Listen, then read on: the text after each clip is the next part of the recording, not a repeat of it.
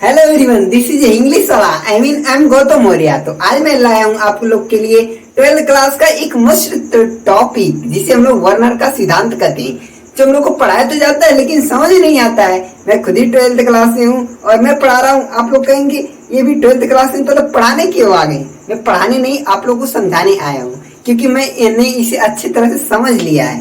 क्योंकि मुझे पढ़ाया गया लेकिन मुझे पढ़ाते समय समझ नहीं आया, तो मैंने कई सारा वीडियो देखा, इधर उधर फिर समझा अपने आप से, फिर कहा आप लोगों को समझाने का प्रयास करूंगा, इससे मुझे और क्लियर हो जाएगा। तो अगर वीडियो अच्छा लगे तो मेरे चैनल को सब्सक्राइब मत करिएगा, लेकिन अगर लास्ट में समझ नहीं आ जाएगा तब करिएगा। वीडियो को लाइक करिएगा, चैनल को सब्सक्राइब कीजिएगा और मेरे बारे में कुछ भी एरर दिखे या कोई मिस्टेक तो उसको जरूर कमेंट में बताइएगा, जिससे मैं उसे दूर करने का प्रयास करूंगा।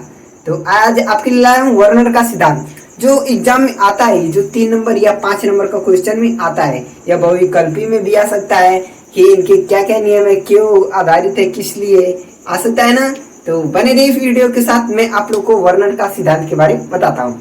वर्नर का सिद्धांत है, ये हम लोग को रसायन विज्ञान केमिस्ट्री होता है ना, उसमें एक छोटा सा टॉपिक है, लेकिन छोटा सा नाम का है, बस आता है नंबर इससे मिलता है भाई, इतना छोटा नहीं कि इससे नंबर नहीं मिलेगा। वर्नर का सिद्धांत, इसके बारे में हम लोग जानते हैं। वर्नर नाम के एक वैज्ञानिक थे, उनके नाम पर ही वर्नर का सिद्धांत पड़ा। उन्होंने ये सिद्धांत दिया जिससे उनके सम्मान में उन्हें वर्नर का सिद्धांत कहा गया, उनके सिद्धांत को। तो उनका इस सिद्धांत क्या था? उनका ये सिद्धांत था कि इस नियमानुसार उत्सर्जक यौगिक, उत्सर्जक यौगिक क्या होता है? अगर आप लोग 12th क्लास में हैं या फिर घर का कोई होगा तो वो जानता होगा उत्सर्जक यौगिक क्या होते हैं। उत्सर्जक यौगिक में केंद्रीय धातु परमाणु जो होते हैं वो 2 प्रकार की संयोजकताएं व्यक्त करते हैं। क्या करते हैं? 2 प्रकार की संयोजकताएं दिखाते हैं। यही इन्होंने वर्नर जी ने कहा। वर्नर जो वैज्ञानिक थे वही इन्होंने बस कहा, जो केंद्रीय धातु परमाणु होते हैं ना उत्सर्जक यौगिक के, वो 2 प्रकार की संयोजकताएं को व्यक्त करते हैं। अब आप लोग को एक छोटा सा देख लिया, यहाँ पे डेमो के रूप में दे दिया हूँ। यही उत्सर्जक यौगिक है पूरा। इसमें जो CO है ना, क्या है? कोबाल्ट है। ये केंद्रीय धातु परमाणु, और ये NH3 बोलते हैं, NH3 है, ये 6 है, मतलब ये लिगेंड से इसे कहते हैं। क्या इसे? CO को क्या बोलते हैं? इसे बोलते हैं, क्या बोलते हैं? केंद्रीय धातु परमाणु, और इसे लिगेंड्स बोलते हैं, और इसे आयन बोलते हैं। क्या बोलते हैं?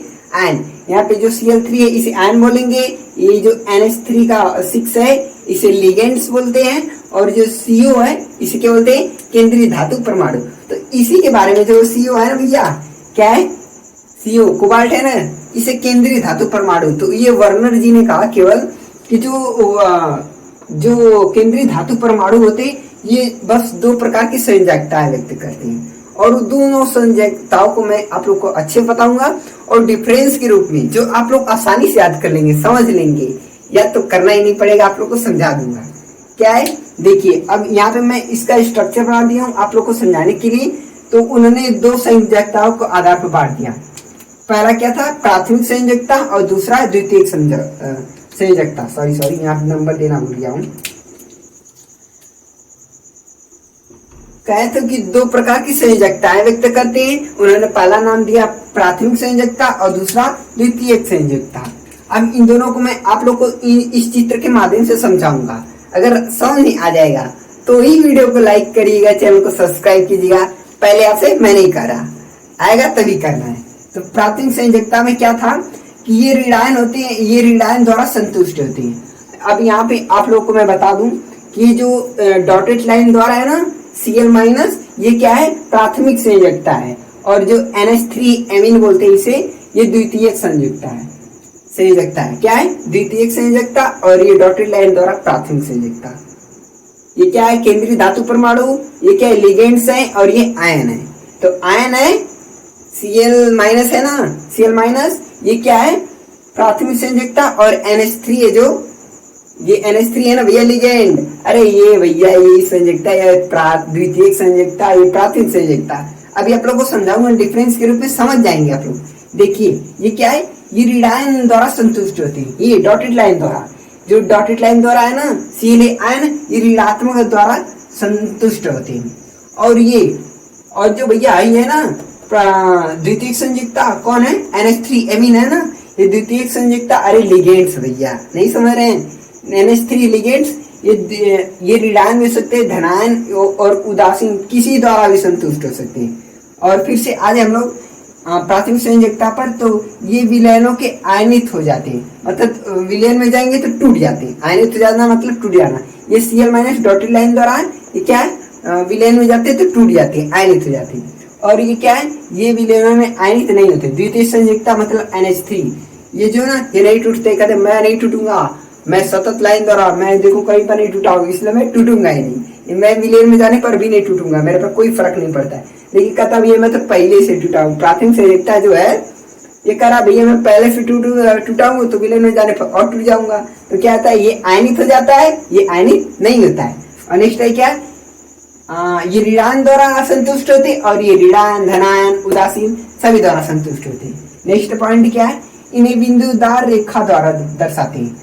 पहले ही मैं दिखा दिया हूँ आप लोगों को, इन्हें बिंदुदार लाइन द्वारा दर्शाते किसे, प्राथमिक संयोजकता को, किसे, प्राथमिक संयोजकता को बिंदुदार लाइन द्वारा दर्शाते हैं। और ये जो द्वितीय संयोजकता है इसे कैसे, इसे सतत रेखा द्वारा, मतलब सतत मतलब लगातार, कहीं पर क्रम न टूटेंगे। आप देखिए क्रम टूट गया ना, डॉट डॉट हो गया, इसे बिंदुदार बोलते हैं। और जहाँ पे सीधी कहीं पर कटा पिटा ना उसे सतत रेखा बोलते हैं। तो इस सतत रेखा द्वारा द्वितीय संयोजकता जो होता है वो सतत रेखा द्वारा जुड़ा होता है और ये बिंदुदार लाइन द्वारा। नेक्स्ट पॉइंट क्या है, ये कोष्टक से बाहर लिखते हैं, इन्हें कोष्टक से बाहर लिखते हैं।